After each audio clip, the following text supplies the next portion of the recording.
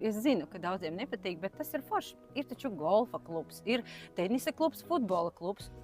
Šī platforma, šis ceļotāju klubs, es nebaidos viņu tā saukt, jo klubs vienmēr apvieno līdzīgi domājošos. Protams, mēs esam salsījušies ļoti tā forši cilvēki.